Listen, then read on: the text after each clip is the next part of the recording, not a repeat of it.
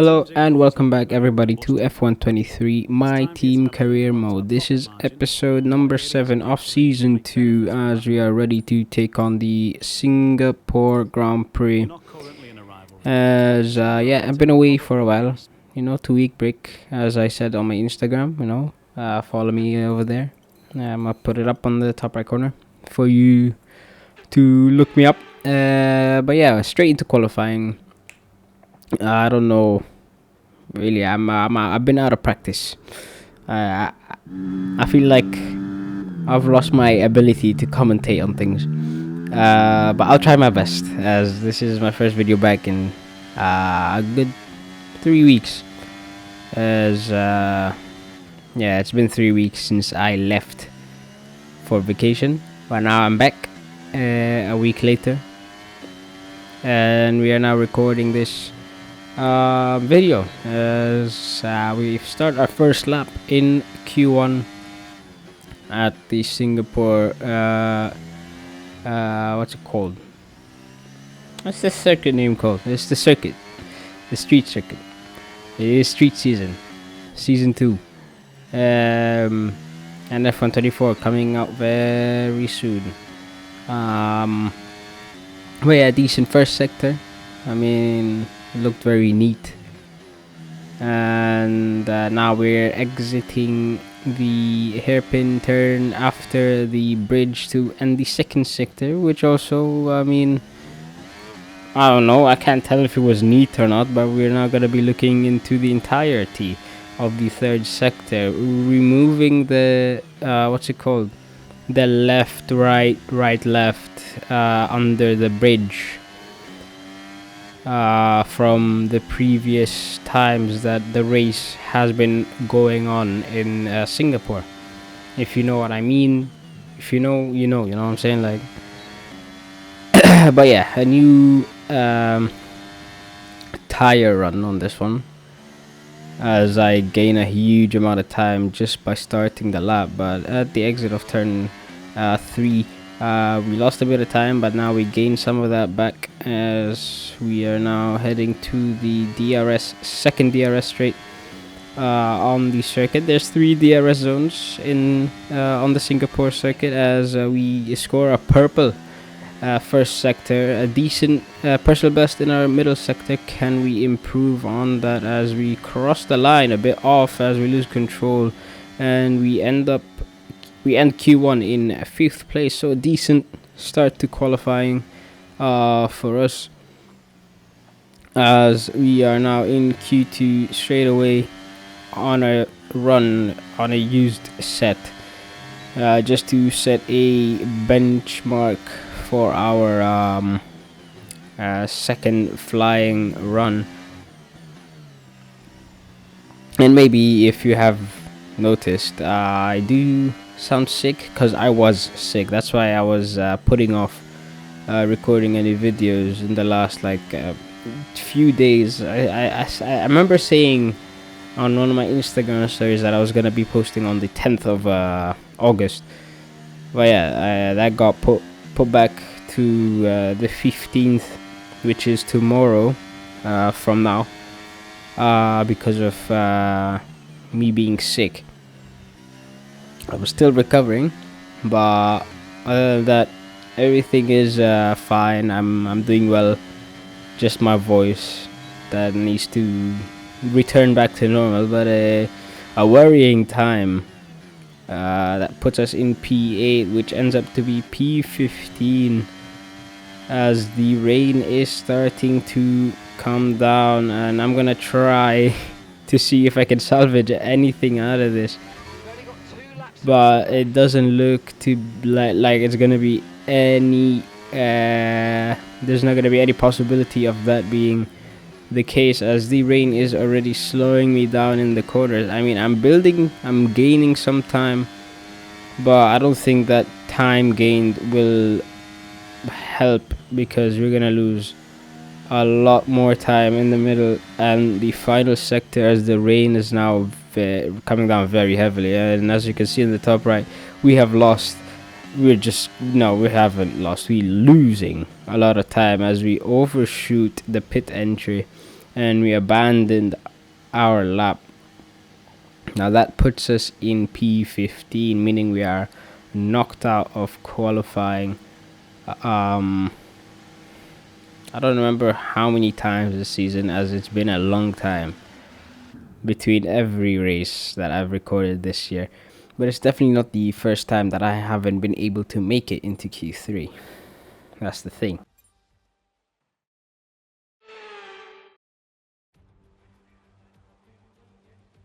Marina Bay hosted a Grand Prix that briefly ran in the 60s and 70s, but the Garden City re-entered the calendar for good in 2008. We missed it for a couple of years, but it was great to come back to the Singapore Grand Prix.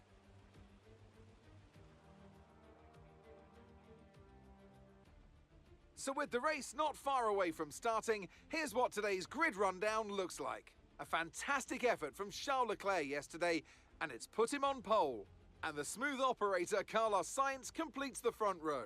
Looking down the rest of the grid, we have Russell, Hamilton, Fernando Alonso, Norris, Oscar Piastri, Stroll, Tsunoda, Perez, Gasly, Joe, the owner driver, Albon, Magnussen, Verstappen, Ocon, Bottas, Theo Pourchaire, Hauger, Sargent, and Nick De Vries. It's almost time for the lights to go out, so let's head down to the track where preparations are underway. Okay, we've got that relief of having points on the board finally, so let's keep that form up and get another top 10 finish today, please. Alright, so we are here on the formation lap. As you can see, it is wet weather racing once again, so just like Miami. Okay, so our system checks are good. I believe that was in the wet.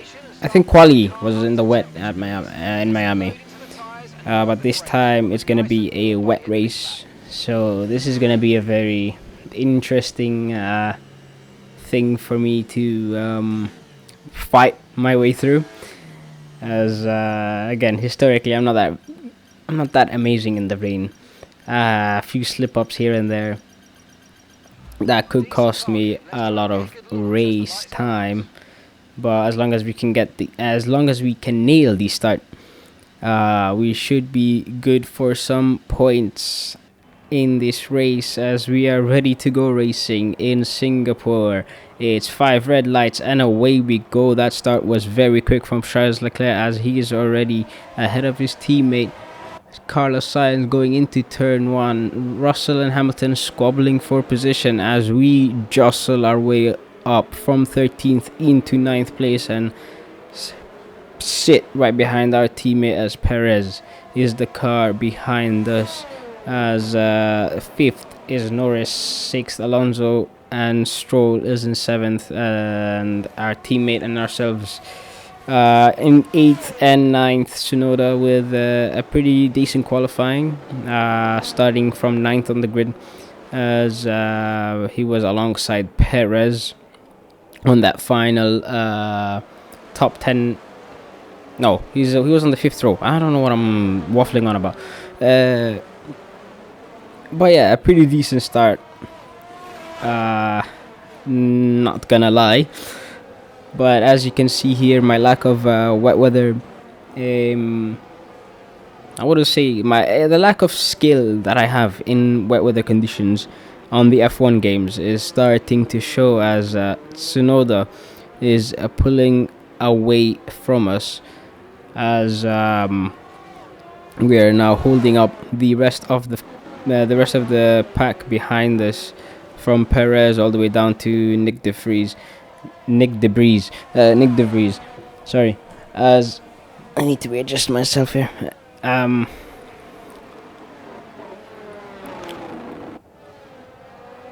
Yeah, silence.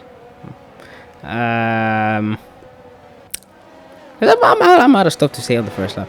Anyway, lap number 2 begins. We have Perez right behind us, looking for a move to try and get ahead of us. Excuse me, as Tsunoda is already a second and a half almost ahead of us, Not that that matters, as there's no DRS in wet conditions.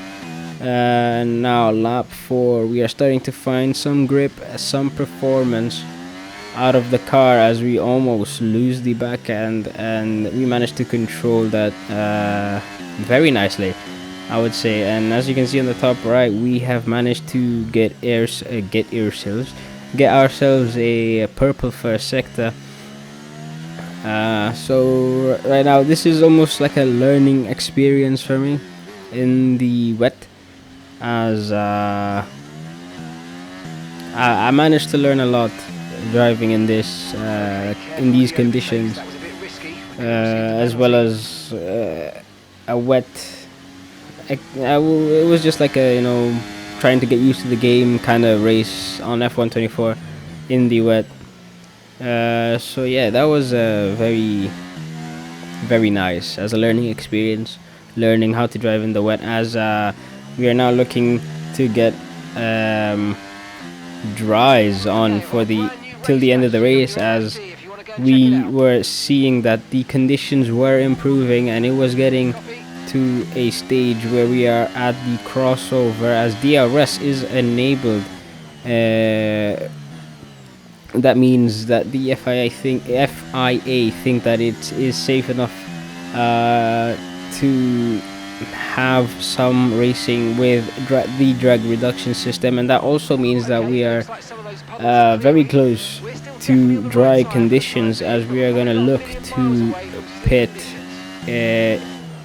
for dries this lap, as Perez also has the same idea. And they've got a serious car issue. It looks like they're retiring.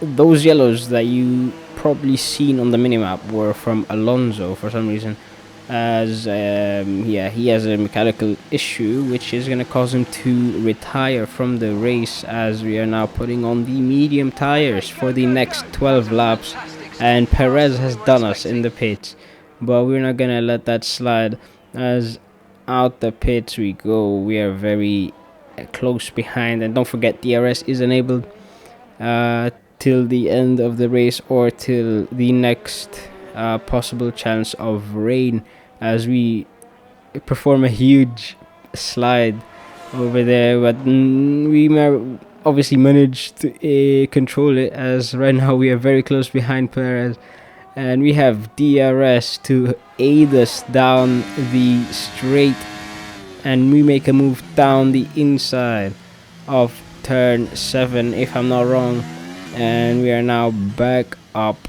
into P16. Nice work, mate. That brings you up a place. I mean, the rest of the field are on inters, so this is a good chance for us, as we kind of banged the wall there with our tires. Thank God it's not the front wing that got damaged. It was just the tires that had some small damage. Both the right side tires are on 5% as of that moment, as we just fighting for position with Perez over here, and with the battery assistance just evade an overtake from Perez on this short DRS straight, and our teammate is now in the pits. Let's see if the team screwed up the strategy with him, or managed to at least keep him in points scoring position, as I believe this would be his first point scoring opportunity this season for our team, as I think that's him heading out the pits ahead of us, as we get ourselves a fastest purple sector. Again, my brain is a bit foggy at moments, but I'm just trying to soldier on and get these videos out as soon as I can.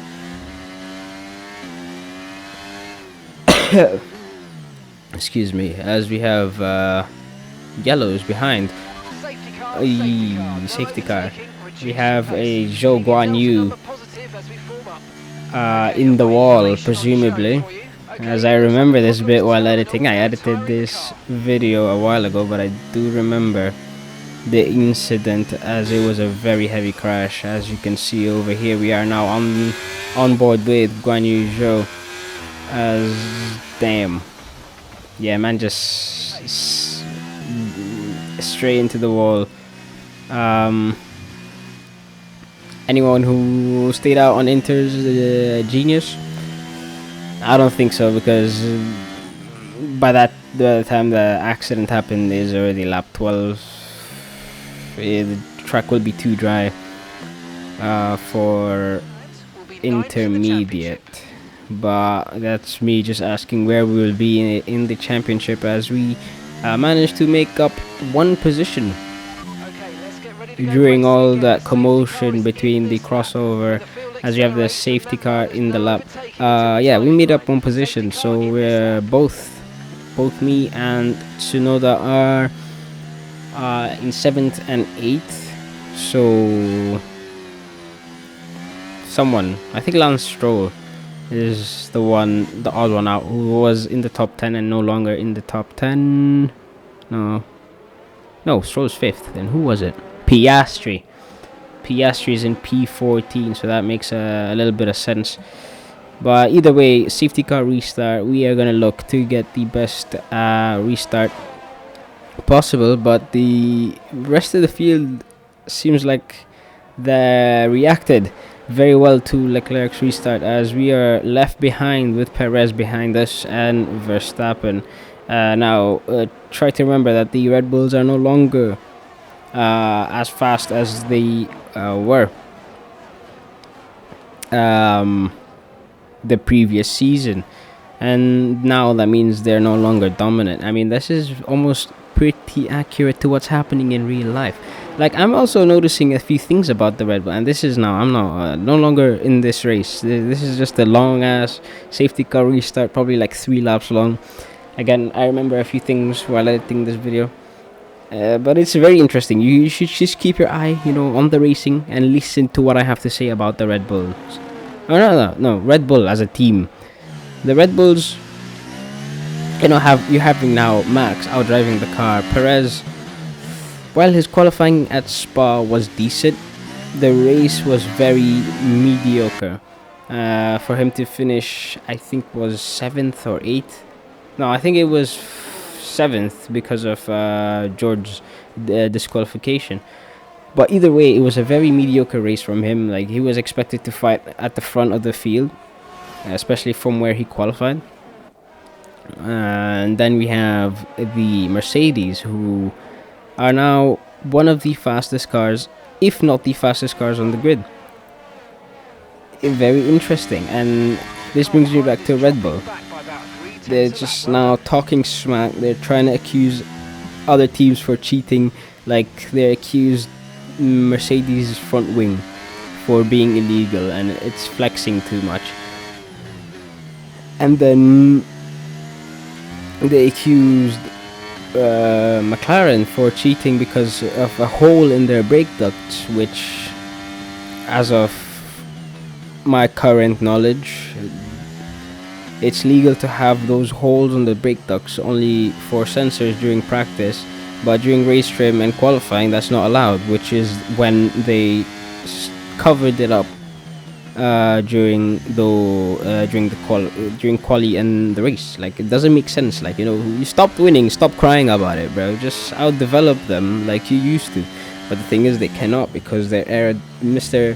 Aerodynamics himself has left the team, as we almost hit the wall ourselves over there, and that costs us almost a position, as we're definitely going to fight this back and regain 8th place from Sergio Perez. But back to my point, it just doesn't make sense.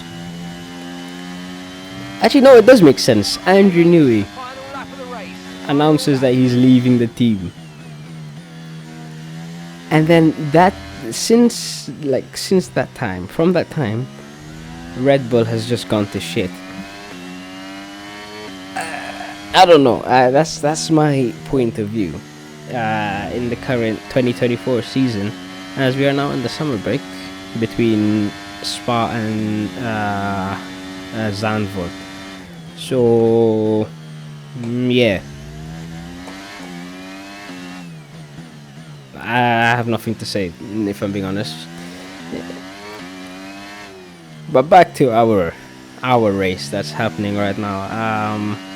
Yeah, nothing really changed. This is exactly why I was just, commenting on a few things in the real F1 world, because that's what I like to do. I just like to discuss this kind of stuff with my friends who also watch F1.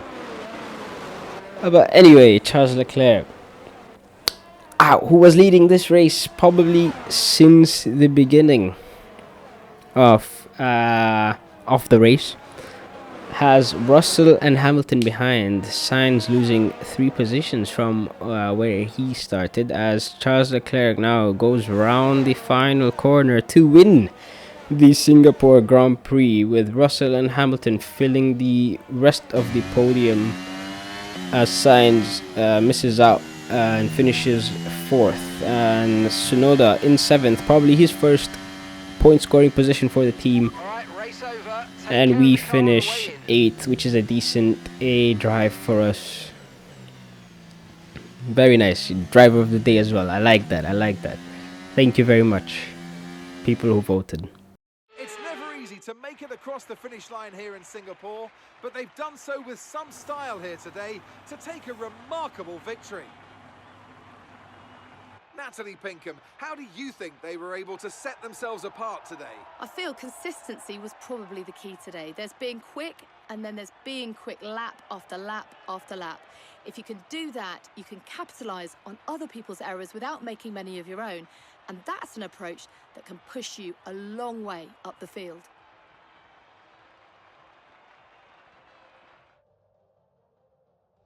Looking at the podium, you can see that red suit familiar to fans across the globe.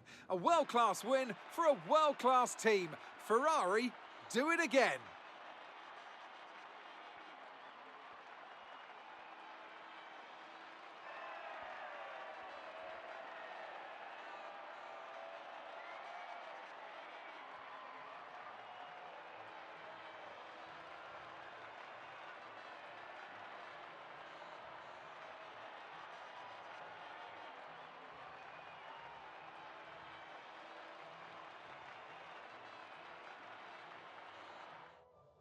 So let's see what effect this result has had on the drivers' standings. This result then narrows the gap between our championship leader and the rest of the standings. Let's focus on the driver of the day.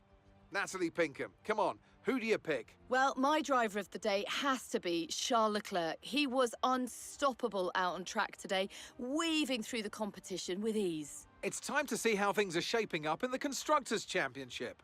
No change in the top spot then, but with today's points, their hold on that lead is getting weaker. It was also a strong Grand Prix from Haas F1 this weekend. Fantastic work from the American team to move themselves further up the table. It's been an absolutely wild weekend of Formula One action, and I can't wait to see what's next.